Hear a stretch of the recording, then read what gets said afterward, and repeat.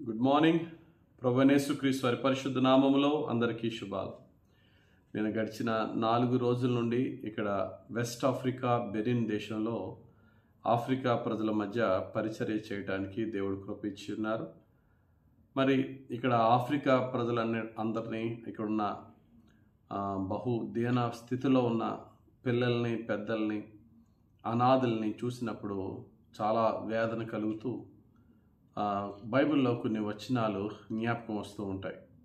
ఎప్పుడైనా సరే మనకి ఈ లోకంలో ఏ పరిస్థితిలో ఉన్నా సరే ఆ పరిస్థితి తగ్గట్టుగా మనకి వాక్యాలు మన మదిలో మెదులుతూ ఉంటాయి కదా.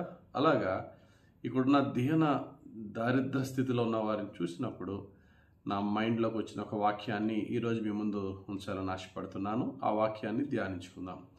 యోహాను సువార్త 9వ అధ్యాయము 3వ వచనం ఈ విధంగా రాయబడి ఉంది. యేసు వీడైనను వీని కన్నవారైనను పాపము చేయలేదు గాని దేవుని క్రియలు వీని యందు ప్రత్యక్షపరచబడుటకై వీడు గుడ్డివాడిగా పుట్టెను. యేసుక్రీస్తు ప్రభు శిష్యులు యేసు ప్రభుని అడుగుతున్నారు, ప్రభువా వీడు గుడ్డివాడిగా పుట్టడానికి గల కారణం ఏంటి?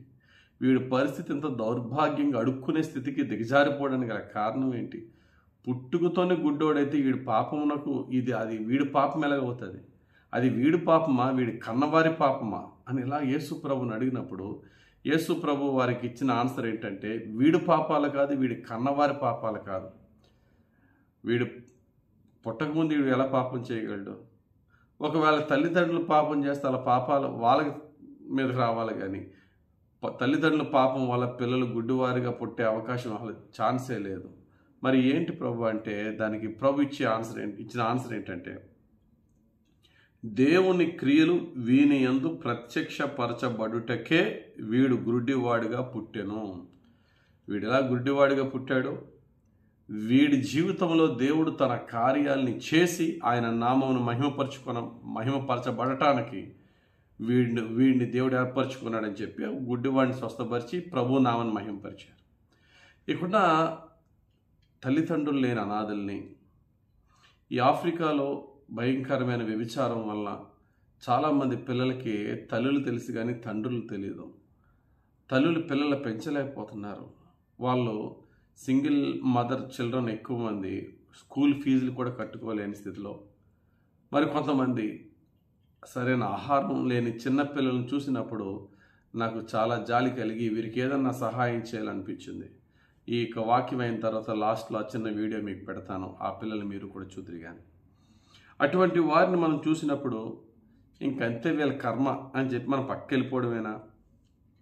మరి వాళ్ళ విషయంలో మనం ఎలాగన్నా స్పందించాలా అనేది ఆలోచన చేస్తే బైబిల్లో ఒక వచనం చదివినప్పుడు ఎవరికైనా భయం వేస్తుంది. ఏంటా భయం అంటే, పేదల్ని, నిరాధార స్థితిలో ఉన్న వారిని చూసినప్పుడు మనకి ఎందుకు లేని కళ్ళు తిప్పేసుకుని కళ్ళు మూసుకుని చూడలేకపోతామని చెప్పి పక్క వెళ్ళిపోయామనుకోండి, మన పరిస్థితి ఏమవుతుందో ఒకసారి ఈ వచనం చదవండి. ఒకసారి సామెతల గ్రంథం 28వ అధ్యాయం 27వ వచనం. బేదలకిచ్చు వానికి లేమి కలుగదు, కన్నులు మూసుకొని వానికి బహుశాపములు కలుగును. ఎప్పుడు ఈ వాక్యాన్ని ధ్యానించారా? బేదలకి ఇస్తే ఇస్తాం, లేకపోతే ఇవ్వం అని అనుకుంటాం అంతే. ఒకవేళ కనుక బేదలకి నువ్వు సహాయం చేస్తే నీకు లేమి లేకుండా దేవుడు చూసుకుంటాడట. నిజమే అది. బేదలకి ఇచ్చేవాడు ఎప్పుడు కూడా దేవుని చేత పోషింపబడతాడు ఏదో ఒక విధంగా. దాని ప్రక్కన పెట్టండి. వాళ్ళని చూసి చూడలేకపోతున్నాం ఏంటిది అని చెప్పి కళ్ళు మూసుకుంటే ఏమవుతుందట? చూడడానికే విసుక్కుంటే ఏమవుతుందట అంటే, బహుశాపములు వాడి నెత్తి మీదకి వాడి కలుగునని వాక్యం చెప్తుంది. బహుశాపములు కలుగునని. కాబట్టి మనం కళ్ళు మూసుకుని పక్కకి వెళ్ళిపోయే స్థితిలో మనం ఎప్పుడు ఉండకూడదు. ఒకవేళ మనం చేయగలిగితే, మనం అపరకోటేశ్వరులం కాదు చేయడానికి, ఉన్న దాంట్లో నుంచే దేవుడు ఆశిస్తున్నాడు. మనం ఏమి చేయగలమో అదే చేయాలి.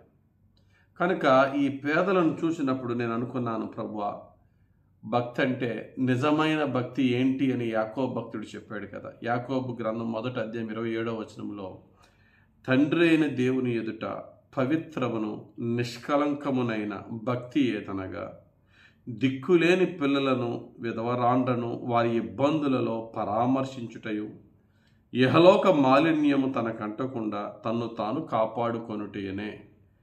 ఈ లోక సంబంధమైన అపవిత్రత మనల్ని అంటకుండా పరిశుద్ధంగా ఉండడం అది సగమే భక్తి. ఇంకో మిగిలిన సగం ఏంటంటే, దేవుడు నిన్ను దీవించిన కొలది తల్లిదండ్రులు లేని దిక్కు లేని పిల్లలను ఆదరించే భక్తి కూడా పార్ట్ ఆఫ్ అవర్ ఫెయిత్. మన విశ్వాసంలో ఒక భాగం అది.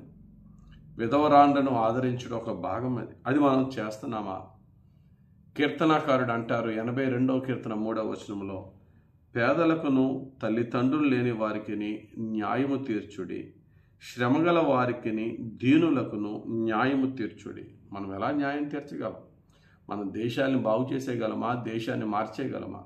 మన పరిధిలో మనం ఏమి చేయగలం? అదొకటి ఆలోచన చేస్తే చాలు. దేవుడు కొంతమందిని మన కళ్ళ ముందు పెట్టినప్పుడు, నేను నిన్ను వాళ్ళని చూడడానికి ఒక అవకాశం నేను నీకు ఇచ్చాను, ఎందుకంటే వారికి సహాయం చేసే సామర్థ్యం నీకు నేను ఇచ్చాను కాబట్టి, సహాయం చేయగలిగే స్థితి నీకుంది కాబట్టి, నువ్వు మేలు చేయుట నీ చేతనైనప్పుడు మేలు చేయకుండా ఉండడం కూడా పాపమే. కనుక what's the best you can do you do అని దేవుడు చెప్తున్నాడు. నువ్వు ఏం చేయగలవు అది చేయి. మరి ముఖ్యంగా చిన్నపిల్లల్ని యేసయ్య చాలా ప్రేమించాడండి. చిన్నపిల్లల యేసయ్య దగ్గరికి రావడానికి కొంతమంది శిష్యులు ఆటంకపరిస్తే వాళ్ళని గద్దించాడు. చూడండి ఆ మాట, మార్కు సువార్త 10వ అధ్యాయం 14వ వచనం. యేసు అది చూచి కోపపడి, చిన్న బిడ్డలను నా యొద్దకు రానియుడి, వారి ఆటంకపరచవద్దు, దేవుని రాజ్యము ఇలాంటి వారిదే.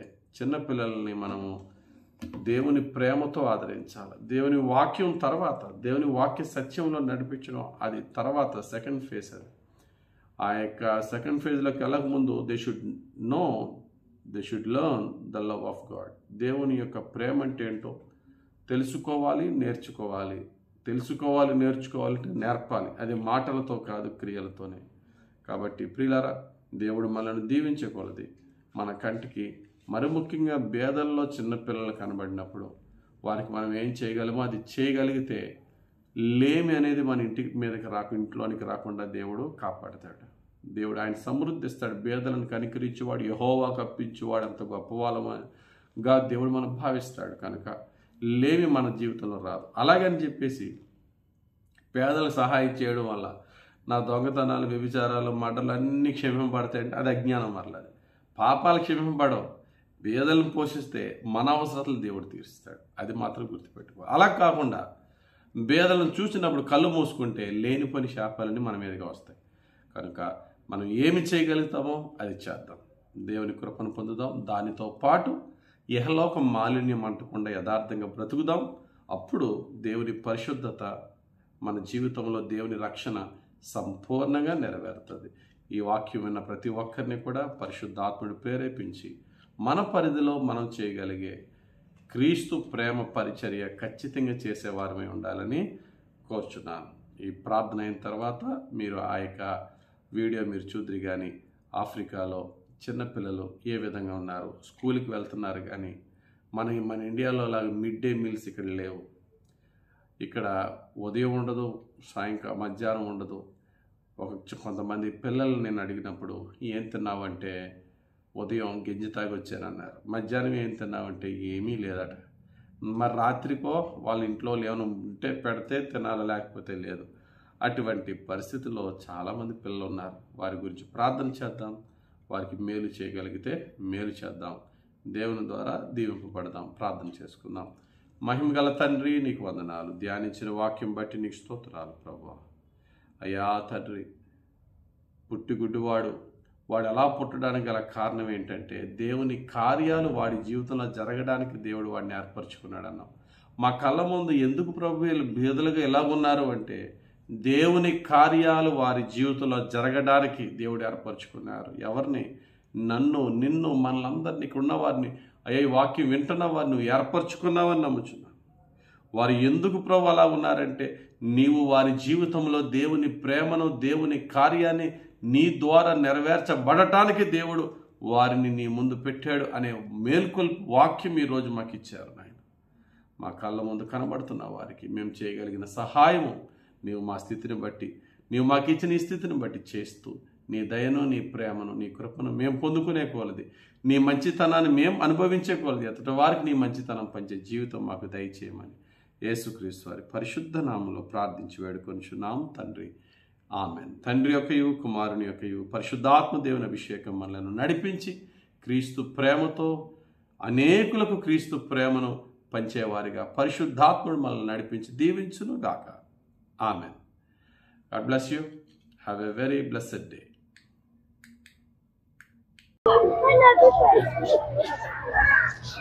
Praise the Lord. ప్రభువైన యేసుక్రీస్తు వారి పరిశుద్ధ నామములో అందరికీ శుభాలు. నేను ఇక్కడ బెనిన్ దేశంలో పోర్టినోవో అనే పట్టణంలో ఒక ఎలిమెంటరీ స్కూల్కి వచ్చాను. ఇందులో చాలామంది పిల్లలు ఉన్నారు. ఇక్కడ నా స్కూల్ ప్రిన్సిపాల్తోనూ టీచర్స్తో డిస్కస్ చేయగా మొత్తం పిల్లలందరిలో ఈ పిల్లలు ఒక 50 మంది తల్లి లేని పిల్లలు, తండ్రి లేని పిల్లలు, తల్లిదండ్రులు లేని పిల్లలు. మధ్యాహ్నం ఏం తిన్నారంటే చాలామంది చెప్తున్నారు ఓన్లీ ఉదయం గంజి తాగారంటే మధ్యాహ్నం వీరికి తినడానికి తిండి లేదు, లంచ్ లేదు. చాలాసార్లు మధ్యాహ్నం భోజనం లేకుండానే వెళ్ళిపోతున్నారు. ప్రభు చిత్తమైతే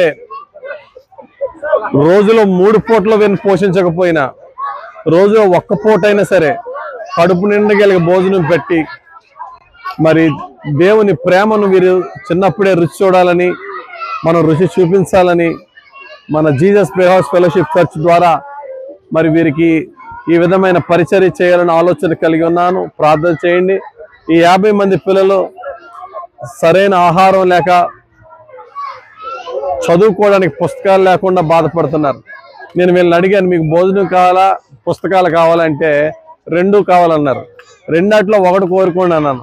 పుస్తకాలు కొనండి సార్ అంటున్నారు. మనం వీరికి భోజనం పెడదాం, కడుపు నిండుగా భోజనం పెట్టి పుస్తకాలు కొని ఈ 50 మంది పిల్లలు బాగా చదువుకోవడానికి మనం చేయగలిగిన సహకారం అందిద్దాం. ఈ విషయంలో మరి సంఘం నాకు తోడుగా ఉండి సహకరిస్తున్న సంఘాన్ని, జీసస్ ప్రేహౌస్ ఫెలోషిప్ సంఘాన్ని దేవుడు బహుగా దీవించునుగాక. ఈ పరిచర్యను దేవుడే ప్రారంభింపజేసి కొనసాగింపజేసి యేసు క్రీస్తు రాజ్య మహిమార్థంగా పరిశుద్ధాత్ముడు ఫలింపజేయను గాక. Amen. Praise the Lord. Hallelujah. Thank you.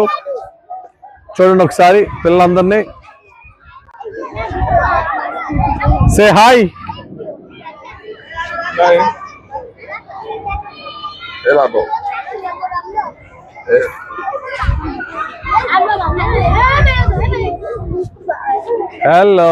Hello.